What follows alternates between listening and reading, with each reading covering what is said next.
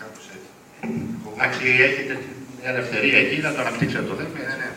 Απλά σε συνεργασία με τον κύριο Καραγιάννη. Πειράξαμε λίγο τελευταία στιγμή το τίτλο όταν το γράφαμε. Και θα αναφέρω την προσφορά του συνδέσμου στην νιαματική ιατρική. Για να είναι πιο δεμένο με το συνδέσμο. Είναι δεμένο. Ναι, ο τίτλος αυτός είχε δοθεί και ρόλο στον κύριο καθηγητή. Λοιπόν, κυρίες και κύριοι, αν προσπαθήσουμε να κάνουμε μια ανασκόπηση για τη σχέση ιατρικής επιστήμης και ιαματικών πηγών στην Ελλάδα τις τελευταίες δεκαετίες, είναι βέβαιο πως εμείς οι άνθρωποι των ιαματικών πηγών δεν μπορούμε να είμαστε ευχαριστημένοι. Οφείλουμε να ομολογήσουμε πως με εξαίρεση κάποιες φωτεινές εξαιρέσεις, οι Έλληνες γιατροί δεν χρησιμοποίησαν και δεν χρησιμοποιούν τους ελληνικούς ιαματικούς φυσικούς πόρους σαν εναλλακτική και συμπληρωματική θεραπεία, όπως συμβαίνει σε πολλές χώρες του εξωτερικού. Είναι γεγονός πως ο Έλληνας γιατρός δεν πιστήκε ποτέ από τη χρησιμότητα των ιαματικών και από μια άποψη αυτό είναι λογικό, γιατί εδώ και παραπάνω από μισό αιώνα δεν υπάρχει πανεπιστημιακή σχολή που να αναφέρει τους ιαματικούς φυσικούς πόρους. Από το 1953 και μετά, οπότε και έπαιξε να λειτουργεί η έδρα κλινικής υδρολογίας και κλιματοθεραπείας του Πανεπιστημίου της Αθήνας, ουσιαστικά ο χώρος των ιαματικών έχασε την επαφή του με την ακαδημαϊκή κοινότητα. Βέβαια, πολλοί επιστήμονες γιατροί και όχι μόνο συνέχισαν να δουλεύουν πάνω στους ιαματικούς φυσικούς πόρους της χώρας μας και με τις μελέτες και τις αναλύσεις τους αποδείκνυαν την ποιότητα και τη χρησιμότητα των ελληνικών ιαματικών πηγών σαν εναλλακτική μέθοδο θεραπείας. Μπροστά σε αυτή την κατάσταση, η τοπική αυτοδιοίκηση, όταν κλήθηκε να συντηρήσει όλο το οικοδόμημα των ιαματικών πηγών, που χτίστηκε ουσιαστικά στις αρχές του προηγούμενου αιώνα και καταλήφθηκε από το ελληνικό κράτος στη δεκαετία του 80, έπρεπε να σηκώσει το μεγάλο βάρος της επανασύνδεσης της ιατρικής επιστήμης με τους ελληνικούς ιαματικούς φυσικούς πόρους. Μετά το 1983, έτος ίδρυση του Συνδέσμου Δήμων Ιαματικών Πηγών Ελλάδας, οι επαφές και οι προσπάθειες έβρεσης γιατρών που να πιστεύουν στα ιαματικά είναι συνεχείς. Το ίδιο συνεχής είναι και οι οχλήσεις στο επίσημο ελληνικό κράτος για ανάληψη πρωτοβουλειών προκειμένου η ιαματική ιατρική να καταφέρει να διεισδύσει στα πανεπιστημιακά ιδρύματα. Στις αρχές της δεκαετίας του 90, ο Σύνδεσμος, εκμεταλλευόμενος κάποια ευρωπαϊκά προγράμματα, καταφέρει να εκπαιδεύσει εκατοντάδες νέους επιστήμονες σε θέματα ιαματικών νερών. Συστήθηκαν ομάδες γιατρών, γεωλόγων, χημικών, αρχιτεκτόνων που εκπώνησαν αναπτυξιακά προγράμματα για τα μέλη μας. Και αυτή όμως η προσπάθεια έχει ένα τέλος, δεδομένου ότι πρόκειται για ευρωπαϊκά προγράμματα, με ευρωπαϊκό πρόγραμμα που κάποια στιγμή θα τελείωνε, και τα ιαματικά δεν έγιναν ποτέ κεντρική πολιτική κατεύθυνση του ελληνικού κράτους, ούτε για τον τουρισμό, αλλά ούτε βέβαια και για την υγεία. Ανάμεσα στα πάρα πολλά διεθνή και πανελλήνια συνέδρια που διοργάνωσε ο Σύνδεσμος, ξεχωρίζω κάποια. Το πρώτο Διεθνές Συνέδριο για τα Θερμομεταλλικά Νερά και την Ανάπτυξη των Λουτροπόλεων του 1985 στη Θεσσαλονίκη. Το δεύτερο Συνέδριο για τα Θερμομεταλλικά Νερά του 1988 σημειώνεται ότι τα πρακτικά αυτών των δύο συνεδρίων ακόμα αποτελούν σημαντική πηγή για τις εργασίες φοιτητών των ΑΕ και ΤΕΗ, αλλά και όλων όσων ασχολούνται με την περιβαλλοντολογική εκπαίδευση. Η Παγκόσμια Συνδιάσκεψη για τον Ελληνικό Ιαματικό Τουρισμό στο Λουτράκι και στα Καμένα Βούλα το 1991, το πρώτο Πανελλήνιο Συνέδριο Θεραπείας στη Λαμία, η ημερίδα με θέμα Ιαματικός Τουρισμός για μια νέα στρατηγική ανάπτυξη συνεργασία με την ΚΕΔΕ στην Αθήνα. Από τα πρακτικά του συνεδρίου του 1985, αυτό έχει ιδιαίτερο ενδιαφέρον, 30 χρόνια πριν, ξεχωρίζουν τα συμπεράσματα για την ιαματική ιατρική. Και θα σας διαβάσω τώρα ένα ενδιαφέρον απόσπασμα από το τι έλεγε ένας γιατρός τότε. Ιδιαίτερο ενδιαφέρον παρουσίασαν οι ανακοινώσεις ιατρικού περιεχομένου. Μιλάει ένας γιατρός που ξόδεψε πολλά χρόνια από τη ζωή του στα υδροθεραπευτήρια και λέει: ο τομέας των θερμομεταλλικών νερών στη σχέση με τη θεραπευτική δράση στον ανθρώπινο οργανισμό έχει, όλοι το γνωρίζουμε, πλευρές αδιευκρίνιστες σε σχέση με την πλήρη επιστημονική έρευνα που στηρίζεται στο πείραμα και στην απόδειξη. Παράλληλα, όλοι το γνωρίζουμε πως αυτοί οι χώροι των ιαματικών πηγών αποτελούν πόλο έψης χιλιάδων πασχόντων που προσδοκούν πολλά ή λίγα από τις προβαλλόμενες θεραπευτικές τους επιδράσεις. Αποτελεί, συνεχίζει ο γιατρός, αληθινή πρόκληση για επιστημονική έρευνα ο τομέας αυτός. Και θα είμαι προσωπικά ευτυχής αν μέσα από τις ανακοινώσεις και τις συζητήσεις των συνέδρων που θα ακολουθήσουν βοηθηθεί αυτή η προσπάθεια να διαφανούν κάποια καινούργια στοιχεία που θα στηρίξουν με τα πειραματικά δεδομένα κάποιες θεωρητικές θέσεις που ισχύουν σήμερα και αφορούν τις επιδράσεις των χημικών στοιχείων των θερμομεταλλικών νερών στον ανθρώπινο οργανισμό. Ο ασθενής πρέπει να εξαντλεί όλες τις δυνατότητες της φυσικοθεραπείας και αν δεν πετύχει η θεραπευτική αγωγή, μετά να καταφεύγει σε άλλου είδους επεμβάσεις, εγχειρήσεις ή οτιδήποτε άλλο. Βέβαια, παράλληλα με τη φυσικοθεραπεία, η χρήση φαρμάκων κατά τους γιατρούς δεν απαγορεύεται. Και προσθέτει: η Οι βασικοί τρόποι εφαρμογής της θεραπευτικής των θερμομεταλλικών νερών στον ανθρώπινο οργανισμό είναι ως γνωστόν τρεις: η λουτροθεραπεία, η υποσυθεραπεία και η σπροθεραπεία.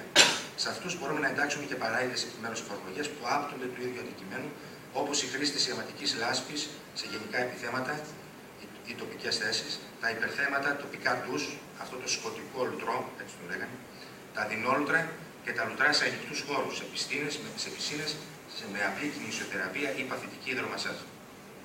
Ένας άλλος γιατρός μας παρουσίασε τις ιαματικές πηγές της νήσου Λέσβου από την ιαματικής πλευράς, φυσικοκημικής σύνθεσης και θεραπευτικών ενδείξεων. Έκανε μετά σύγκριση των φυσικοκημικών ιδιωτήτων τους με τις ιαματικές πηγές της λοιπής Ελλάδας και του εξωτερικού, κυρίως με την Ευρώπη. Οι ιαματικές πηγές της Λέσβου είναι εφάμιλες με τις φημισμένες πηγές της Ελλάδας, Ερυψού, Ικαρίας και άλλων χωρών Γερμανίας, Γαλλίας, Αλγερίας. Στο τέλος, καθορίστηκαν τα οργανωτικά προβλήματα της υδροθεραπείας στην οτορινολαρικολογική άθληση και επισημάνθηκαν οι κίνδυνοι στην απόδοση των στόχων. Ακούσαμε επίσης τις θεραπευτικές επιδράσεις των θερμομεταλλικών νερών στις ρευματικές παθήσεις, την επίδραση της υγράς θερμότητας στα ρευματικά νοσήματα και τα αποτελέσματα της υδροθεραπείας στο βροχικό άστημα. Λοιπόν, αυτά είναι πρακτικά συνεδρίου του 1985. Συνεχίζουμε το σήμερα. Η τοπική αυτοδιοίκηση, μέσα από το Σύνδεσμο Δήμων Ιαματικών Πηγών, συνέχισε να προσπαθεί και να πιέζει, και έτσι το 2006 ψηφίστηκε τελικά ο νόμος 3498 για την ανάπτυξη του θεραπευτικού τουρισμού. Ο νόμος αυτός, παρόλα τα προβλήματα που είχε και τον τραγικό τρόπο που τον χειρίστηκαν διάφοροι ανευθυνοί μέσα σε υπουργεία, επιτροπές και μέσα στην ίδια τοπική αυτοδιοίκηση, ζήτησε απόδειξη των θεραπευτικών ενδείξεων των ιαματικών φυσικών πόρων. Έτσι, στα πλαίσια της αναγνώρισης του κάθε ιαματικού φυσικού πόρου, πρέπει να υποβληθεί η υγειονομική έκθεση για τη θεραπευτική δράση, τις ενδείξεις και τις αντιδείξεις του. Ο Σύνδεσμος Δήμων Ιαματικών Πηγών Ελλάδας, προκειμένου να ανταποκριθεί στις επιταγές του νόμου και να βοηθήσει τα μέλη του, το 2008 συμπλήθηκε με την Επιτροπή Ερευνών του ΑΠΙΘΙΤΑ του Αριστοτελείου με προγραμματική σύμβαση για την εκπόνηση ερευνητικού προγράμματος με τίτλο «Τεκμηρίωση των βιολογικών και ιατρικών δυνατοτήτων χρήσεων των θερμομεταλλικών φυσικών πόρων». Για τις ανάγκες του ερευνητικού προγράμματος δημιουργήθηκε ομάδα από μέλη ΤΕΠ διαφόρων ειδικοτήτων της Ιατρικής Σχολής του Αριστοτελείου Πανεπιστημίου, από μέλη ιατρικών σχολών άλλων πανεπιστημίων, από ιατρούς του ΕΣΥ και από επιστήμονες άλλων σχολών του ΑΠΙΘΙΤΑ. Παράλληλα, αναπτύχθηκε η ομάδα συντονισμού και τεχνικής υποστήριξης του έργου. Η ομάδα εργασίας σταδιακά διευρύνθηκε και έφτασε να αποτελείται από 30 επιστήμονες. Η ομάδα έλαβε την άδεια χρήση του τίτλου Σύμβουλη του Συνδέσμου Δήμων Ιαματικών Πηγών Ελλάδας και η δημιουργία της ανακοινώθηκε στη Γενική Συνέλευση της Ιατρικής Σχολής του ΑΠΙΘΙΤΑ. Στη συνέχεια, από τα πρώτα χρόνια της εργασίας τους, οι επιστήμονες ανέτρεξαν, ο καθένας σύμφωνα με την ειδικότητά του, σε επιστημονικές βάσεις δεδομένων και συνέλεξαν βιβλιογραφικές αναφορές διαφόρων επιπέδων αξιοπιστίας σχετικά με την επίδραση των φυσικών πόρων στην υγεία του ανθρώπου. Αυτές οι αναφορές ταξινομήθηκαν σε θεματικά πεδία, μελετήθηκαν, έγινε αξιολόγηση της επιστημονικής τους βαρύτητας και απορρίφθηκαν αυτές που θεωρήθηκαν ότι δεν είναι πλήρες για να προσφέρουν αξιόπιστο επιστημονικό συμπέρασμα.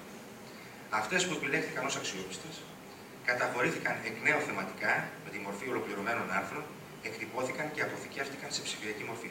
Συνολικά επιλέχθηκαν 680 βιβλιογραφικές αναφορές, εκ των οποίων 420 σε μορφή ολοκληρωμένων άρθρων. Ο κάθε συνεργάτης της επιστημονικής ομάδας, αφού μελέτησε σχετικά βιβλιογραφικά δεδομένα, κατέθεσε σύντομη αναφορά για τη δράση των φυσικών πόρων στον άνθρωπο, καθώς και για τις ενδείξεις και αντεδείξεις της μεθόδου χρήσης τους και του κατασύστημα του οργανισμού. Επιπρόσθετα, συνέγραψε ολοκληρωμένη ανασκόπηση. Τα αποτελέσματα αυτής της εργασίας είναι οι 20 υγειονομικές εκθέσεις που παραδόθηκαν μέχρι σήμερα και οι 11 που παροδίδονται τους αμέσως επόμενους μήνες. Επιγραμματικά αναφέρω για ποιες ιαματικές πηγές μιλάμε. Ουσιαστικά πρόκειται για όλη την Ελλάδα. Η ιαματική πηγή Γεννησέας του Δήμου Αυθύρων, η ιαματική πηγή Τραγιανούπολης, Ουτρακίου, Νέας Απολωνίας, Αγραπηδιάς Λιθνοφορείου του Δήμου Αμυτέρου, Δεκάρας του Δήμου Κρινίδων, στην Καβάλα, Λακαδά, Καμένων Βούρλων, για το Δήμο που με το ονομάζεται τώρα όπως μαθαίνω, Ανδεμίων, Θερμιών, Δήμου Παρανεστίου, των Αγιασμάτων της Χίου, Αγίας Παρασκευής του Δήμου Κασάνδρας, πρώτο πόδι, Σιδηροκάστρου, Καβασίλου Πιξαριά στην Κόνισσα, Πρέβεζας, Παλαιοβράχας στη Μαγρακόπη, κοντά, Θέρμων στο Δήμο Καλίνου, Αδάματα στη Μήλο, Μανδρακίου στην Ίσυρο, ενώ ολοκληρώνονται η ιαματική πηγή Σμοκόβου στους Σοφάδες και Σουλακά, Κόρπος Γέρες και Φθαλού στη Λέσβο, Κόκκινο νερό στην Αγιά, Γιάννες του Κιλκής, Αμουδάρα στο Δήμο Άργους Οριστικού, Κόκκινο Στεφάνι στο Δήμο Θέρμου, Ξινό νερό στο Δήμο Αμυντέου, Αμάραντου στο Δήμο Κόνιτσας και Κιβωτού στο Δήμο Βρετανών. Να σημειωθεί πως η οποιαδήποτε καθυστέρηση οφείλεται στο ότι για να παραχθεί η ионική έκθεση χρειάζονται μικροβιολογικές, φυσικολογικές και ραδιολογικές αναλύσεις και αυτό πάντα δεν είναι εύκολο να γίνει. Σε λίγους μήνες, όταν αυτή η προσπάθεια θα βγει προς το τέλος της, πρέπει να εκπληρωθούν δύο στόχοι. Ο πρώτος στόχος είναι η συγγραφή ενός βιβλίου με τίτλο «Υδροθεραπευτική». Κάτι αντίστοιχο δεν υπάρχει στην ελληνική βιβλιογραφία. Το βιβλίο θα αναπτυχθεί από τις ανασκοπήσεις που έκαναν και κατέθεσαν οι συνεργάτες. Έχει συμφωνηθεί ο πίνακας περιεχομένων, ο οποίος βρίσκεται υπό συνεχή διαμόρφωση βέβαια και έχουν ολοκληρωθεί πολλά κεφάλαια. Συγκεκριμένα, η εισαγωγή θα αναφέρεται στα μεταλλικά νερά και στην υγεία.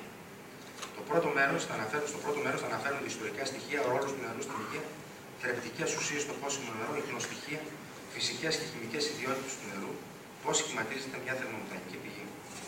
Στο δεύτερο μέρος, ο φραγμός του δέρματος, την υδροθεραπεία, βασικές αρχές υδροθεραπείας, είδη υδροθεραπείας, τρόπο εφαρμογής, λουτροθεραπεία, σπιροθεραπεία, πουσιοθεραπεία, ηλιοθεραπεία, θάλασσοθεραπεία. Η χρήση της υδροθεραπείας στην αντιμετώπιση παθήσεων, μυοσκελετικό σύστημα, καλλιτήριο σύστημα, αναπνευστικό σύστημα, καρδιακιακό, οροπητικό, πεπτικό, ανισολογικό, οφθαλμολογία, οτορινολαδικολογία, γυναικολογία, η επίδραση της φυσικής ραδιενέργειας στην υγεία, ο ρόλος της άσκησης στην υδρολογία.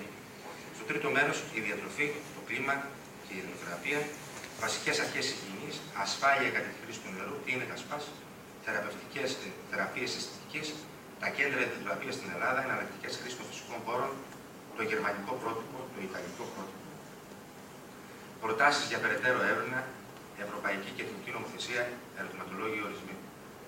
Ο δεύτερος στόχος είναι η ανάπτυξη ενός μαθήματος, το οποίο θα περιλαμβάνεται στο πρόγραμμα σχολών της ιατρικής σχολής του Απιθύτα και θα έδινε στο αντικείμενο της υδροθεραπευτικής ισχυρή αξία. Αυτό το μάθημα θα μπορούσε να είναι επιλεγόμενο, διαδηματικό, με θεωρητική κατάρτιση και διδασκαλία από όλους τους επιστήμονες της ομάδας, με βιβλίο διδασκαλίας αυτό που αναφέρθηκε προηγούμενα και με σύγχρονη πρακτική σε κάποια από τις κοντινές κτηνοτροφίες. Το ιδανικό θα ήταν βέβαια ένα τέτοιο μάθημα να είναι όχι μόνο διαδηματικό και επιλεγόμενο, αλλά να ενταχθεί σε κάποιο μεταπτυχιακό πρόγραμμα σπουδών. Σε άλλες ευρωπαϊκές χώρες με παράδοση στην υδροθεραπεία υπάρχουν πανεπιστήμια που χορηγούν τίτλους σπουδών. Φίλες και φίλοι, αγαπητοί σύνδεσμοι, ο ΣΔΙΠ είναι τεχνικό σύμβουλο τη ΚΕΔΕ για τα θερμομεταλλικά νερά και συμμετέχει σε αρμόδιες επιτροπές της. Συνομιλεί απευθείας με τα συναρμόδια Υπουργεία Εσωτερικών, Τουρισμού, Υγείας, Ανάπτυξης για όλα τα θέματα που άπτονται των νιαματικών φυσικών πόρων. Για την επαφή του συνδέσμου με τα Υπουργεία, έχω να πω λίγο αυτό που υπόθηκε κάπως χθες, το να ενταχθεί η υδροθεραπεία, τα υδροθεραπευτήριά μας στις μονάδες προπάθμιας φωτεινής υγείας, ήταν ένα ζήτημα που το ξεκινήσαμε, ήταν ένα παλιό αίτημα πολλών, αλλά ουσιαστικά το έκανε, το υλοποίησε ο σύνδεσμος με τον κύριο Γεωργιάδη, τον Υπουργό, όταν μέσα από πολιτικές, όπως καταλαβαίνετε, παρεμβάσεις, φτάσαμε στο γραφείο του και μετά από εκεί πέρα έγιναν συνεχόμενα ποινή. Λοιπόν, κατάφερε ο άνθρωπος να ψηφίσει ένα νόμο, αλλά το πράγμα κόλλησε και κόλλησε τόσο και γιατί εκεί στο Υπουργείο τα πράγματα είναι λίγο ιδιαίτερα, αλλά και γιατί και εμείς είδαμε ένα κίνδυνο. Θα το πω τώρα να καταγραφεί και όπως είπε ο κ. Κουσκούκης, εδώ είμαστε, εδώ θα είμαστε και αύριο και εδώ πρέπει να είμαστε, για να το πάμε πιο μπροστά. Κάποια στιγμή στο Υπουργείο ζητήσανε, ανάλογα με τις θεραπευτικές ενδείξεις που ακούσατε πριν, όποιος έχει πάνω από 3, θα πρέπει να κάνει ένα πολυιατρείο, δηλαδή 3 ιατρία. Μέσα στο θεραπευτήριο. 3 ιατρία ίσον, το 2-3 γιατροί για να καλύψει όλες τις παράκτητες νοσοκόμες, δηλαδή για να ακούσει γύρω 15-20.000 το μήνα. Και ρωτάς τους ανθρώπους εκεί στο Υπουργείο πώς είναι δυνατόν αυτό το πράγμα να καλυφθεί. Εδώ ιδιώτες δεν θα μπορέσει, όχι δήμοι. Είδαμε το κίνδυνο που σταματήσαμε προς το παρόν, περιμένουμε να οριμάσουν οι συνθήκες για να το πάμε λίγο παραπέρα. Νόμος υπάρχει. Όροι και προϋποθέσεις για να γίνει δεν έγιναν, δεν υπάρχουν ακόμα, άρα θέλει δρόμο αυτό και γι' αυτό βέβαια είμαστε όλοι εδώ και γι' αυτό το αναφέρω κάπως έτσι. Τα μέλη του ΣΔΙΠ μπορούν, συνεχίζω, τα μέλη του ΣΔΙΠ μπορούν να συμβουλεύονται και να χρησιμοποιούν τα επιστημονικά αποτελέσματα της ιατρικής και της νομικής ομάδας που συνεδριάζουν μαζί με το Διοικητικό Συμβούλιο. Στη διάθεση των Δήμων μελών είναι βέβαια και τα αποτελέσματα των στατιστικών ερευνών των επιστημόνων με τους οποίους συνεργάζεται το ΣΔΙΠ και αφορούν στην ποιότητα, την ποσότητα και τα ιδιαίτερα χαρακτηριστικά του πελατολογίου των νιαματικών πηγών κάθε περιοχή. Αλλά και όλη τη χώρα, προκειμένου το οποιοδήποτε επενδυτικό σχέδιο ή οικονομική μελέτη που καταρτίζεται από του Δήμου να είναι επιτυχημένο. Ο νόμος μέσα απαιτεί business plan στα επόμενα 4 χρόνια μετά την αναγνώριση. Θα πάρει 11 περί αναγνώριση και όσε πάρει στη συνέχεια. Το business plan αυτό δεν φτιάχνεται στον αέρα. Χρειάζεται έρευνε πριν. Αυτές τις έρευνες ο Σύνδεσμος τις κάνει τώρα. Σημαντικές προσπάθειες έχουν γίνει και προγραμματίζονται για τα επόμενα χρόνια να γίνουν στον τομέα της επικοινωνίας των Δήμων μελών για την προώθηση του κλιματικού τουρισμού τόσο στην Ελλάδα όσο και στο εξωτερικό. Συμμετοχή σε διεθνείς εκθέσεις, συνέδρια, φόρους, ευρωπαϊκά δίκτυα και άλλες, καθώς και περιστατωμένες εκδόσεις είναι σε εξέλιξη. Τονίζεται ότι ο ΣΤΙΦ είναι ο δεύτερος μεγαλύτερος αυτοδιοικητικός σύνδεσμος της χώρας με την ΚΕΔΕ και με την παρουσία του και το έργο του Ολυμπιακού, αλλά κυρίως με το αναπτυξιακό του πρόγραμμα για τα επόμενα, αποδεικνύει στην πράξη τις τεράστιες δυνατότητες της τοπικής αυτοδιοίκησης. Ο Σύνδεσμος Δήμων Ιαματικών Πηγών Ελλάδας, ο οποίος τα τελευταία 32 χρόνια σηκώνει το βάρος της επιστημονικής τεκμηρίωσης των θεραπευτικών ιδιωτήτων των ελληνικών ιαματικών φυσικών πόρων, θα είναι πάντα ανοιχτό σε συνεργασίες με όλους τους αρμόδιους φορείς, αλλά και με κάθε επιστήμονα που πιστεύει στις δυνατότητες και την αξία των ιαματικών πηγών της χώρας. Σας ευχαριστώ.